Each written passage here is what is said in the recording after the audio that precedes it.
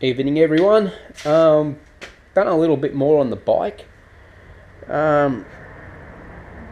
Pretty much got it all stripped down. Just done a really rough sand with the third sheet sander just to smooth it up a bit. I actually was going to do some welding today. I was going to clean up a lot of this really bad stuff here. And as I said in the last video, I was going to weld that peg from underneath and reinforce it a little bit. I welded another pin on this side, but I found the welder was splattering, and I couldn't work out why, because I knew I had a full gas bottle. Now, when I checked the readings on the regulator, everything was reading 0. Now, I always turn my welder off. Everything. I always turn the gas off. Don't ask me where the gas has gone. Don't know. Got no idea. So it's going to cost me another $100 to get the bottle refilled. So I couldn't do any welding today. So all I've been doing is just getting in there with the little wire brush on the wheel and sort of getting into all the weld spots, trying to strip out as much of it as I can with that. I started to drill out these holes here for the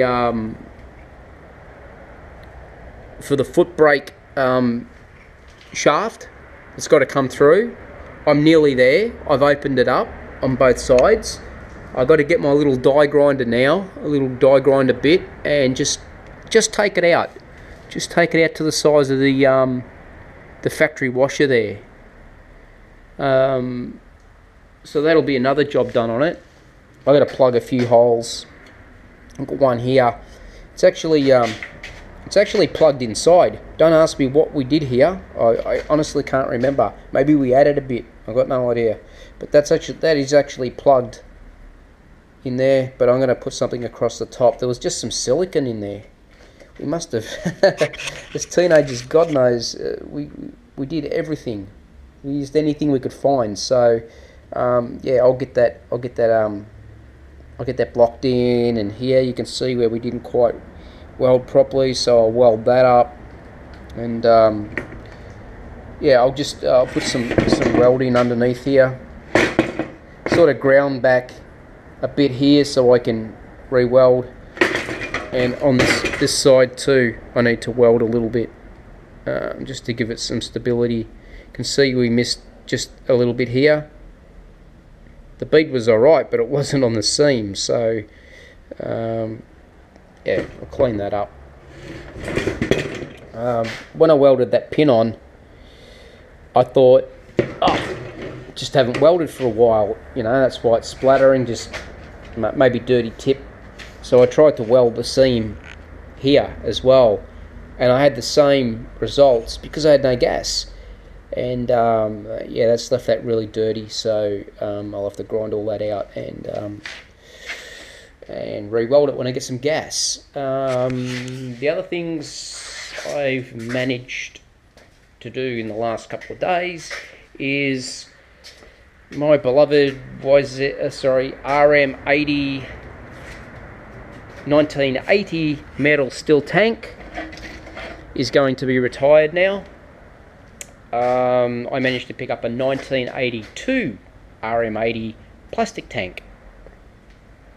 Now, on the 82 plastic tanks, they actually have tabs that come off the front of the tank, which I think will go straight through and bolt up into these holes here.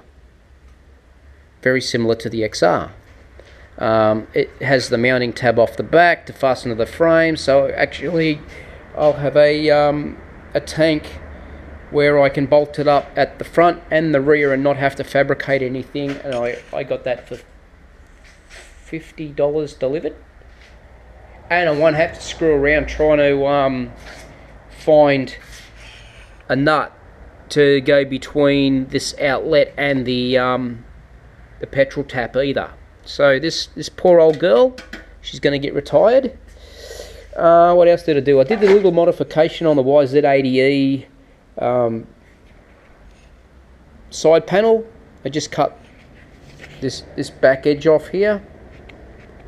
Fits beautiful up against the frame. I trial fitted one of the new rubber grommets that go onto the pins, and slid this on, and it's a beautiful tight fit. So I'm very, very, very happy with that. This is the number plate cover that I bought the other day for $9. Made in Italy, so not too bad. I've got a front fender coming. That cost me $27. Haven't been able to find a rear fender. I'm looking at something at the moment. I'm not sure if it's going to do the job. But yeah, I'll take a bit more of a closer look at it in the next couple of days. As you can see, there's some genuine Yamaha front brake shoes. So I got them sent from Yamaha, and whoops, they're the rubber grommets, genuine Yamaha. What else did we get? Oh, and we got the air filter. We got the air filter from Hong Kong. It only took a week. It's great. You've all seen them before. Get it out of the box here. It's a little pod type thing. Got to take the blue plastic protection off it, but yeah, that's going to go on the motor. So there's the motor over there. So rather than have this big old bulky plastic thing that I made, it's going to have a little pod filter just sitting there. So that'll clean that right up. What else? I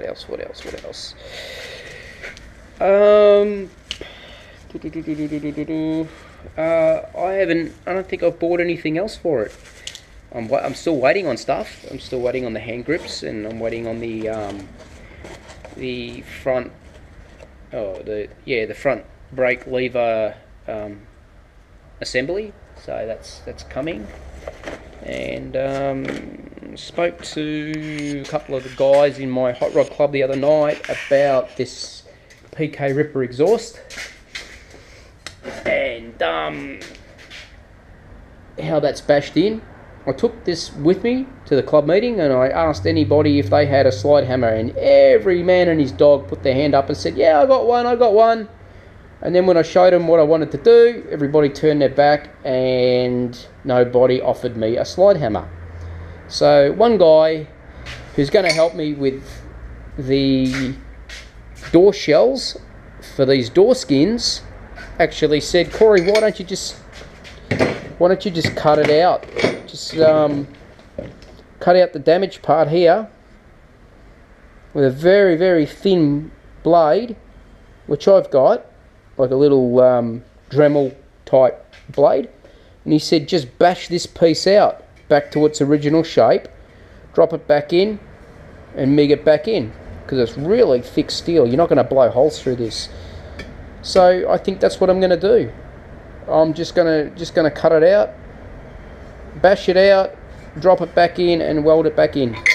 So that'll take care of the exhaust, and of course I'll patch that little hole there.